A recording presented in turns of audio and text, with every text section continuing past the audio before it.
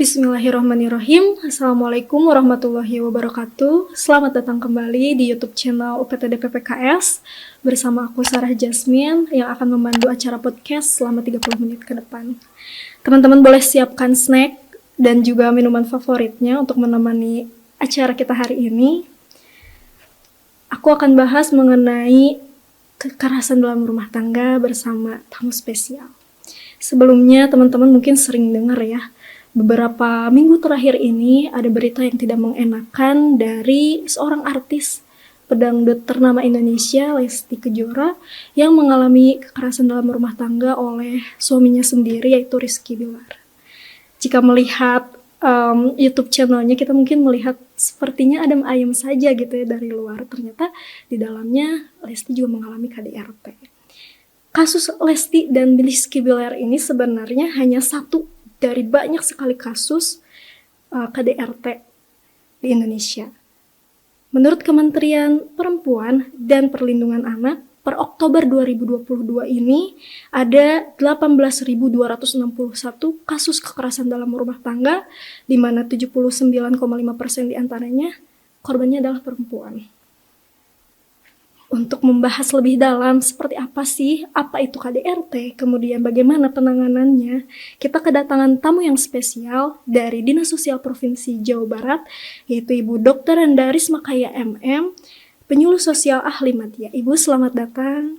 Terima kasih Ibu sudah menyempatkan waktunya untuk hadir membahas mengenai KDRT ini. Mudah-mudahan bisa bermanfaat untuk teman-teman di rumah dan bisa menjadi salah satu cara pencegahan begitu ya Bu untuk KDRT. Langsung saja gitu Bu ya, mungkin boleh sambil diminum juga Ibu, kita santai aja. Mengenai KDRT itu sendiri ya Bu ya, bisa dijelaskan Bu, apa sih yang dimaksud dengan KDRT? Baik Bu, kekerasan dalam rumah tangga menurut Undang-Undang 23 tahun 2004 bahwa kekerasan itu adalah tindakan terhadap seseorang, terutama perempuan, yang mengakibatkan timbulnya kesengsaraan atau penderitaan secara fisik, seksual, psikologis, atau penelantaran di dalam rumah tangga, ancaman bisa perbuatan yang pemaksaan, atau perampasan kemerdekaan. Perampasan kemerdekaan itu yang melawan hukum di dalam kejadiannya di dalam lingkup rumah tangga. Itu yang dimaksud dengan kekerasan di dalam rumah tangga. Baik Ibu, kemudian siapa saja begitu yang dapat menjadi korban dari kekerasan rumah tangga ini? Yang bisa menjadi korban di dalam rumah tangga adalah semua orang yang tinggal menetap di dalam rumah tangga tersebut, baik itu suami, ya, kemudian istri, anak itu termasuk anak kandung, anak tiri, anak angkat, dan semua orang yang menetap dan berhubungan dengan keluarga itu, bisa keluarga suami atau keluarga istri, ya. Yang tinggal menetap bisa mertua, keluarga istri atau suami itu bisa mertuanya, bisa menantunya, bisa iparnya, ya. Atau orang-orang yang bekerja di dalam rumah tangga tersebut dan menetap, baik menetap maupun tidak menetap, tapi bekerja di dalam rumah tangga tersebut, itu bisa menjadi korban, bahkan dia juga bisa menjadi pelaku. Wow, gitu ya Bu. Yeah. Berarti nggak hanya suami ke istri aja, bisa aja ke nenek, ke anak, atau bahkan tadi asisten rumah tangga itu sendiri ya Bu ya? Iya, jadi yang namanya pelaku itu ya memang bisa. Kalau kita selama ini melihat yang namanya pelaku kekerasan itu suami ya, suami. Tetapi kenyataannya tidak seperti itu. Kejadian-kejadian yang pernah kita lihat, mungkin itu di televisi ya sering terjadi, anak membunuh bapaknya, atau anak menyuruh ibunya untuk melakukan sesuatu yang dia sebenarnya tidak suka. Nah, jadi yang namanya pelaku bisa orang-orang terdekat itulah. Bisa suami, bisa istri, bisa. Jadi tidak seperti yang kita lihat selama ini ya, bahwa pelaku kekerasan itu adalah laki-laki, tidak juga gitu. Bisa jadi perempuan begitu ya Bu? Iya, betul sekali. Kemudian Ibu, kalau yang kita tahu mungkin secara umum biasanya kekerasan itu meliputi kekerasan yang fisik gitu ya. Saya dipukul. Ya, apakah ada bentuk kekerasan lain gitu selain daripada kekerasan fisik itu? Ya, memang selama ini kita melihat yang kekerasan itu berupa kekerasan fisik, hasilnya babak belur dan sebagainya. Kenyataan yang sebenarnya, dan ini justru yang tidak terlihat itulah yang memberikan dampak yang lebih kuat. Ya, kita tahu bahwa kekerasan itu ada 5 jenis nih yang bisa terlihat. Pertama, kekerasan fisik. Itu sering kita lihat pemukulan dengan tangan, dengan benda ya. Mengurung itu kekerasan fisik juga ya. Memberi pekerjaan yang berat. Kita punya pembantu di rumah misalnya, dari pagi sampai malam dia bekerja terus tidak berhenti, itu sama dengan kekerasan. Termasuk ya, Bu? Iya, kekerasan fisik. Kemudian yang kedua, kekerasan verbal ya. Kekerasan verbal dalam bentuk apa? Dalam bentuk caci maki, menghina ya, dengan kata-kata yang kotor, dengan kata-kata yang kasar, sehingga orang merasa tertekan, merasa malu. Ya, mungkin kita tidak sadar kalau selama ini apa yang kita lakukan ke orang, mengata-ngatain yang membuat orang sakit hati, itu termasuk kekerasan juga. Apalagi kalau itu dilakukan berulang-ulang sehingga membuat orang yang tersebut menjadi korban ya. Ada rasa minder gitu. Itu masuk kekerasan yang verbal. Kekerasan yang lain, kekerasan psikologis, kekerasan emosi ya. Contoh nih yang sering kita lihat dan kita tidak sadar kalau itu kekerasan. Anak nih dari pagi sampai dari pulang sekolah kita beri kursus macam-macam ya, hak dia untuk bermain hilang juga kan. Nah, ini masuk kekerasan juga. Kekerasan psikologis, dia tidak mempunyai kesempatan untuk tumbuh sebagai anak yang normal ya, bermain dari pagi sampai malam, dia belajar terus ya. Nah, seperti itu contoh-contoh kekerasan psikologis. Jadi membawa dampak tidak terlihat luka-luka, tetapi di dalam emosinya ada sesuatu yang rusak gitu ya. Kemudian bisa juga nih kekerasan psikologis itu terhadap laki-laki. Selama ini kita melihat bahwa korban itu perempuan, ternyata laki-laki juga bisa menjadi korban kekerasan psikologis. Kemudian kekerasan yang lain yang sering terjadi itu kekerasan ekonomi.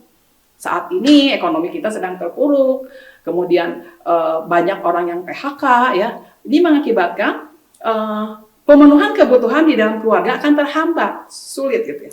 Nah, ini bisa menimbulkan pertengkaran ya, saling menyalahkan. Ini berakibat bisa memicu tumbuhnya kekerasan. Ya.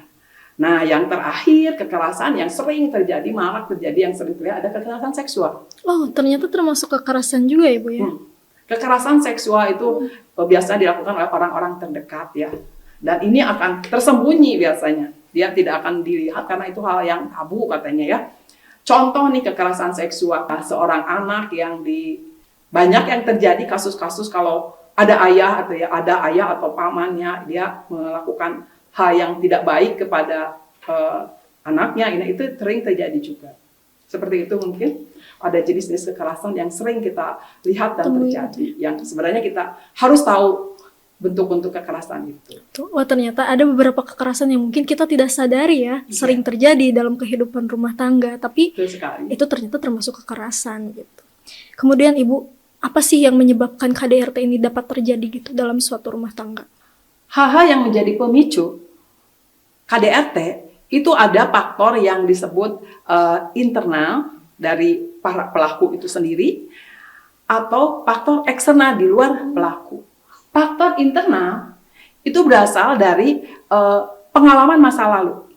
Ya, pengalaman masa lalu itu bisa memicu orang menjadi pelaku. Karena apa? Ketika dia kecil, mungkin dia sering diperlakukan kekerasan oleh keluarganya, di dalam keluarganya. Atau dia melihat keluarganya, orang tuanya, atau ayahnya, ibunya terjadi kekerasan. Jadi ketika dia dewasa, dia merasa biasa melakukan kekerasan itu hal yang biasa. Nah, itu bisa menjadi pemicu. Kemudian faktor yang lain, rasa curiga yang berlebihan. Kecurigaan yang berlebihan dari seseorang bisa memicu seseorang overthinking. Dia berpikirnya selalu negatif, selalu berlebihan. Ya. Ketika pasangannya melakukan sesuatu, dia langsung curiga. Misalnya pulang terlambat atau pergi dengan teman-teman, langsung curiga, pasti nih istri saya seperti ini, atau pasti suami saya melakukan ini. Ini akan kalau didiamkan, ini akan menimbulkan memicu terjadinya pertengkaran ya.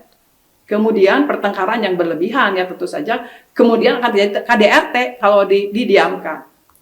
Nah, faktor yang lain, kecemasan yang berlebihan. kita mengkhawatirkan sesuatu, misalnya anak kita pergi misalnya ya, pergi ke suatu tempat dan terjadi sesuatu suatu hari, dan ketika hari berikutnya kita sebagai ibu pasti akan cemas ya. Boleh sih cemas sebagai orang tua, tetapi jangan berlebihan. Jadi cemasnya itu seolah-olah kita itu takut kehilangan dia, ya. Jadi posesif, ya. Kondisi yang posesif seorang tua terhadap anaknya atau istri terhadap suaminya, suami terhadap istri, itu akan membuat hak kita akan terhambat, ya. Misalnya nih tadi yang saya bilang, si istri tidak boleh pergi sendiri kalau tidak diantar. Karena apa? Karena dia cemas, ya, atau takut terjadi sesuatu yang menimpa anggota keluarganya, sehingga kecemasan ini bisa memicu orang kesal kan. Lama-lama kita kesal kalau kita terlalu di posesif, ya, lama-lama kita kan kesal juga, menimbulkan konflik, ya. Nah itu kemudian temperamen, ya, temperamen dari individu itu bisa memicu kalau misalnya temperamen ini bisa berpengaruh terhadap sikap kita untuk sikap kita merespon objek tertentu, ya. Seseorang yang mempunyai temperamen yang tinggi ini akan mudah sekali kebawa emosi, ya, terpancing emosi, terpancing marah. Nah ini bisa memicu kekerasan di dalam rumah tangga. Nah yang lain faktor eksternal, ya. Selain dari individu itu sendiri, ada faktor-faktor luar diri individu itu yang bisa memicu tumbuhnya kekerasan. Tadi sudah disebutkan perselingkuhan. Perselingkuhan ini adalah pemicu yang sering di dalam KDRT. Ya, dengan adanya pemicu, orang saling curiga, saling kesel, ya. Kemudian timbullah pertengkaran-pertengkaran, lama-lama yang tadinya hanya pertengkaran verbal kemudian menjadi fisik.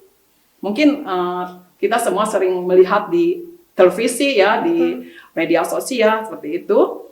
Nah, masalah yang lain, yang eksternal yang lain adalah masalah ekonomi. Ya, masalah ekonomi menjadi pemicu juga. Orang pemenuhan kebutuhan kurang, tentu saja orang saling menyalahkan, ya, biasanya kalau kebutuhan ditekan, kita akan mudah emosi. Nah, faktor eksternal yang lain adalah budaya patriarki, ya. Budaya di mana budaya ini menganggap bahwa laki-laki itu lebih tinggi kedudukannya dari perempuan, ya. Ya. Jadi kalau kita mengikuti budaya itu boleh saja karena memang suami itu adalah imam di dalam keluarga. Tetapi kalau ini disepakati bersama, ya, dari sudut yang kompromi, tentu saja tidak akan terjadi kekerasan, ya. Ya, masing-masing orang kalau memahami kalau suami lebih tinggi, artinya kan suami mengatur seluruh kebutuhan kehidupan istrinya, anaknya, ya. Di sini di dalam rumah tangga kita harus paham, ya, bahwa rumah tangga itu adalah satu wadah yang terdiri dari pribadi-pribadi, ya. Wadah ini harus merupakan satu kesatuan yang utuh, ya. Harus dilandasi oleh saling membutuhkan, saling melindungi, ya, saling melengkapi, ya. Walaupun suami adalah imam, tetapi kalau sadar bahwa kita ada satu kesatuan yang utuh yang harus saling melindungi, itu tidak akan terjadi kekerasan, ya. Kemudian faktor yang lain, yang eksternal lain, ada campur tangan pihak ketiga. Biasanya nih, ya, ada pihak ketiga yang bisa mencampuri komunikasi. Ini akan merusak komunikasi suami istri kalau tidak dilandasi dengan keterbukaan. Ya, sering kita lihat mungkin saling mengadu dari mertua, dari kakak ipar dan sebagainya, ya. Ini bisa terjadi tadi, tapi bisa juga pihak ketiga itu adalah pendukung, ya, yang bisa membuat keeratan di dalam keluarga. Nah, yang terakhir adalah faktor eksternal yang lain, yang ini sering terjadi juga, itu penggunaan obat-obat terlarang, ya. Penggunaan obat terlarang, bermain judi atau miras, itu akan memacu orang untuk mudah emosi, ya. Kalah judi misalnya, pulang ke rumah malah marah, ya. Kemudian orang yang menggunakan miras itu kan tidak stabil, ya. Orang yang menggunakan obat terlarang juga ini akan menimbulkan timbulnya kekerasan karena dia tidak sadar apa yang dilakukannya. Itu Wah, ternyata banyak juga ya faktor yang menyebabkan orang itu bisa melakukan KDRT gitu, baik Betul internal sekali. maupun eksternal tadi Iya, ya.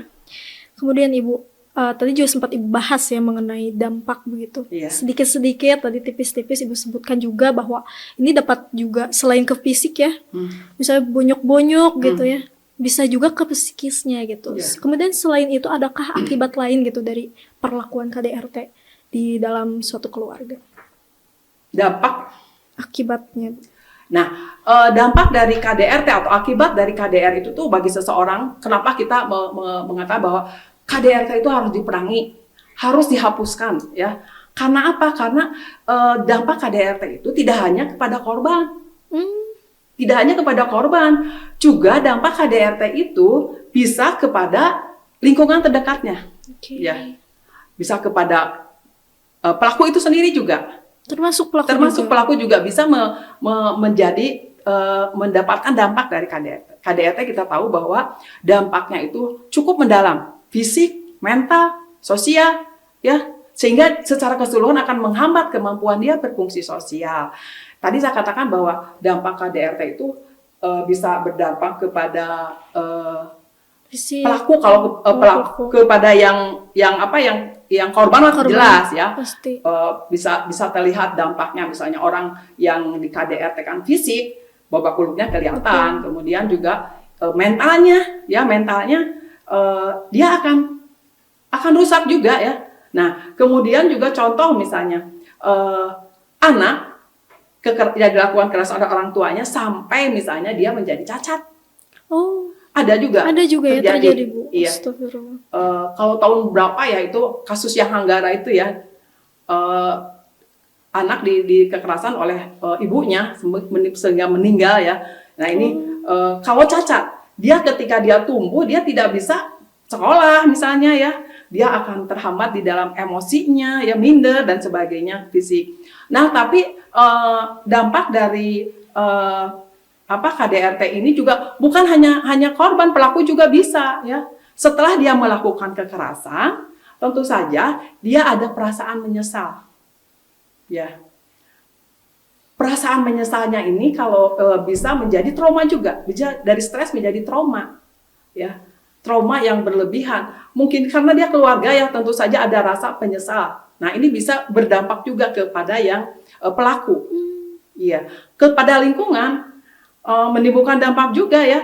Misalnya kekerasan itu berdampak pada rusaknya hubungan kekeluargaan kerabatnya. Misalnya seorang istri dipukuli oleh suaminya, tentu saja kan keluarganya nggak suka ya. Betul. Nah ini akan menimbulkan dampaknya ke keluarga yang lain, perpecahan kekeluargaan. Yang pernah terjadi ketika ini bisa menimbulkan juga dampak yang lebih luas, antar negara juga bisa terjadi.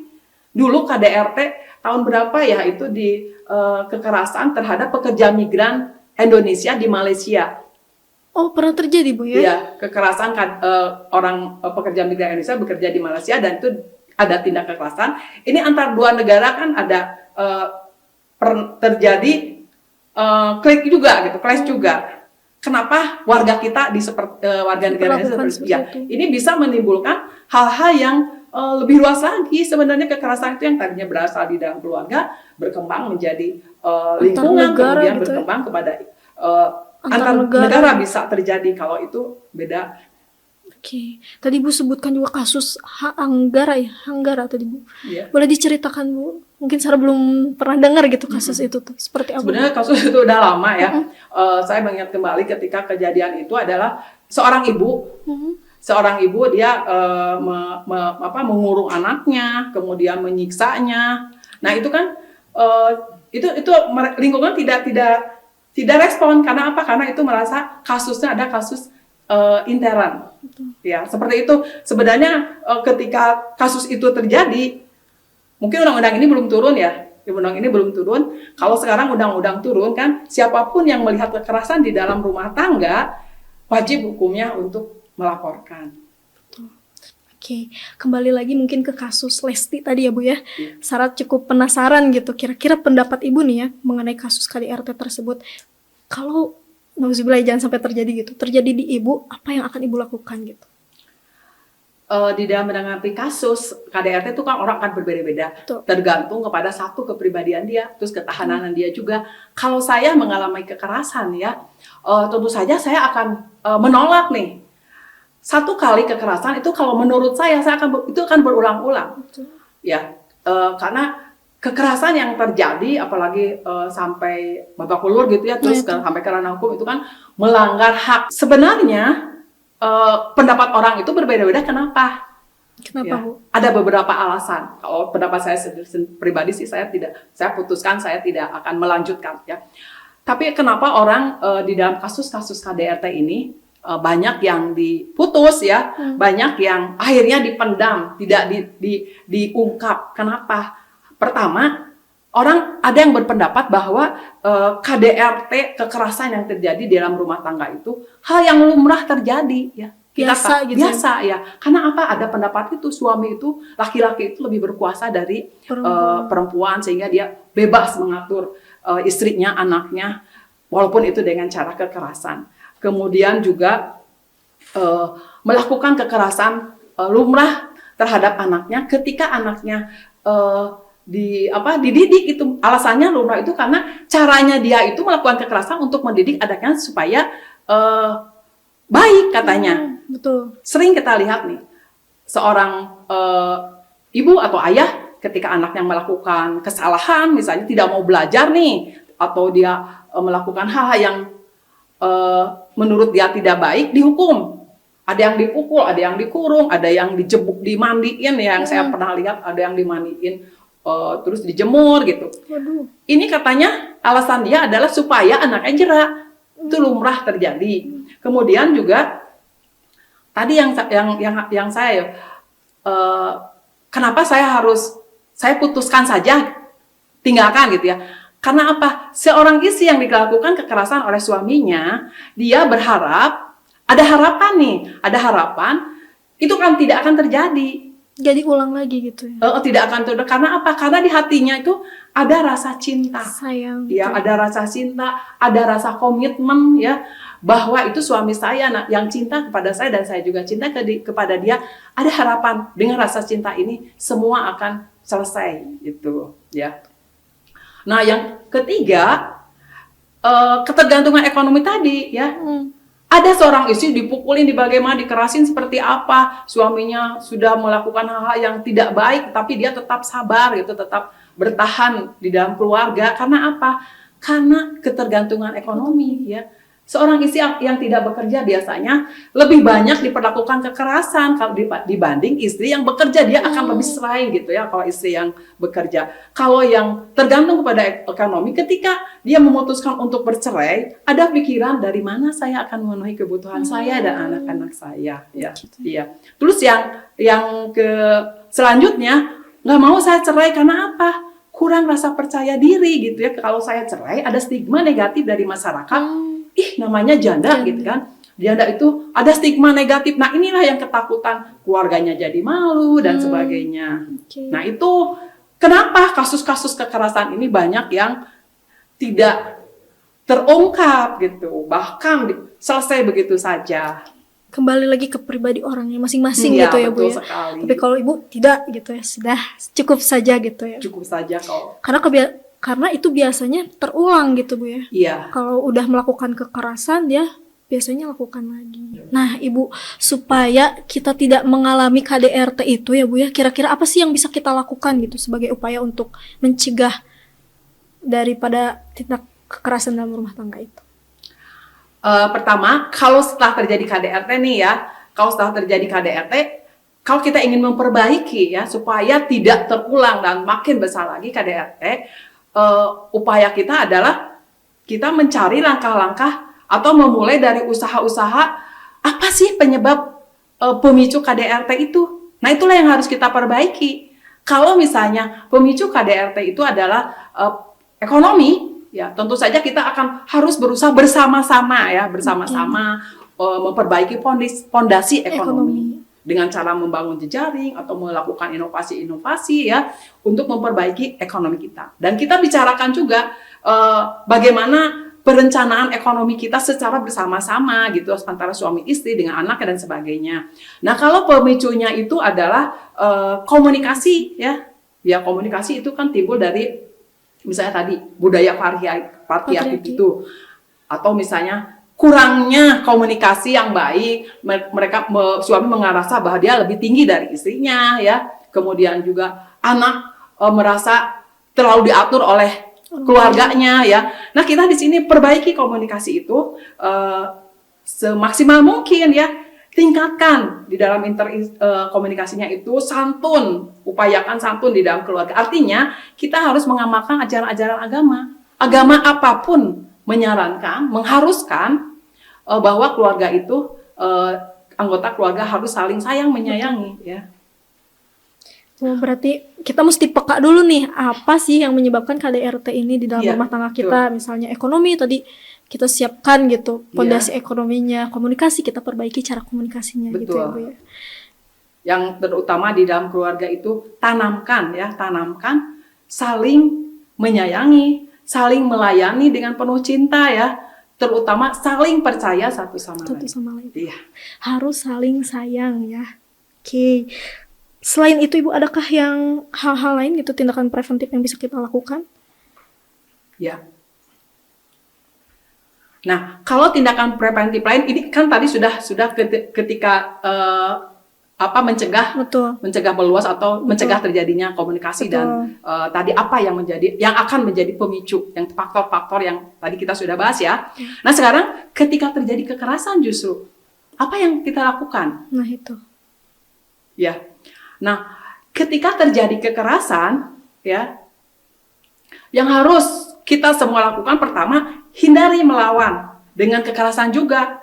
Oke. Kalau pasangan kita atau sebelah kita dia melakukan kekerasan, ya, kita jangan melawan dengan kekerasan juga. Upayakan komunikasi dengan kepala dingin, ya. Kalau komunikasi dengan kepala dingin saat itu tidak memungkinkan, ya. Pertama, upayakan menyelamatkan diri. Kabur gitu. Ya, menghindar. Oke, menghindar. Ya. Menghindar ya. Kalau sampai kita menghindar supaya tidak terjadi kekerasan fisik ya. Betul. Ya, upayakan menyelamatkan diri. Nah, kalau misalnya setelah menyelamatkan diri ya, kita juga harus beritahu kepada orang terdekat kita. Nah, orang-orang kan biasanya malu ya. Disembunyikan ya. Disembunyikan itu. Sekarang masalah kekerasan bukan masalah kekerasan KDRT bukan privat lagi, tapi sudah menjadi masalah publik ya. Betul. Nah, sesuai dengan undang-undang KDRT tadi, penghapusan kekerasan di dalam rumah tangga. Nah, beritahu ke orang terdekat kita ya.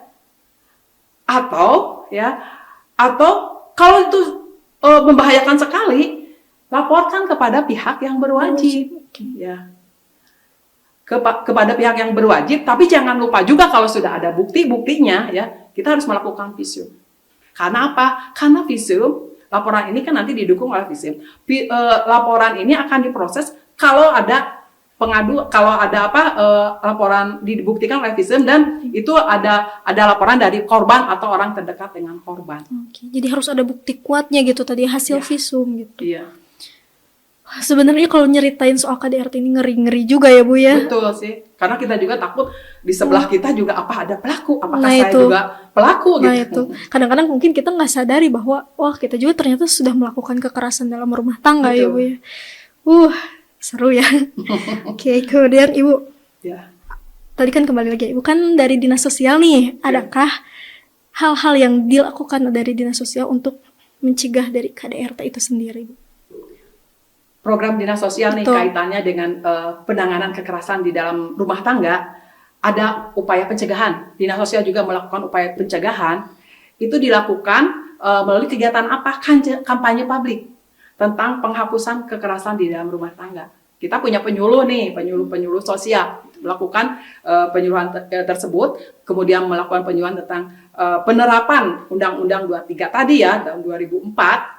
Nah, ini kita kampanyekan bahwa kekerasan itu harus dihapuskan karena tidak sesuai dengan atau karena melukai martabat manusia. Nah, kita juga untuk upaya pencegahan itu di samping sosialisasi, penyuluhan, kita punya LK3, Lembaga Konsultasi Keluarga di tingkat kelurahan atau desa. Bisa datang ke situ ya. Itu di upaya pencegahan ya. Di upaya rehabilitasi, Dinas Sosial juga melakukan ya. Dinas Sosial mempunyai rumah persinggahan, satpel persinggahan. Nah, untuk korban misalnya ketika terjadi kekerasan, ada tahu kekerasan, sementara dia butuh perlindungan, dijauhkan dari lingkungan yang membuat dia korban, itu bisa lapor atau bisa datang ke persinggahan. Oke, berarti selain tadi ya kita bisa lapor ke pihak berwajib, kita juga bisa ke persinggahan untuk menyelamatkan diri tadi yang menghindari sementara redam. Oke, berapa lama kira-kira bisa tinggal di sana, Bu? Untuk kalau di dalam prosedur SOP-nya di 3 hari. 3 hari. Kita di sana ada pekerja sosial juga. Mungkin nanti bisa konsultasi gitu ya? Konsultasi dengan pekerja sosial. Oke, mudah-mudahan bisa membantu gitu, Bu. Iya, betul sekali. Di samping itu ada kegiatan yang di UPTD, Pusat Pelayanan Sosial Gria Wanita Mandiri di Cirebon.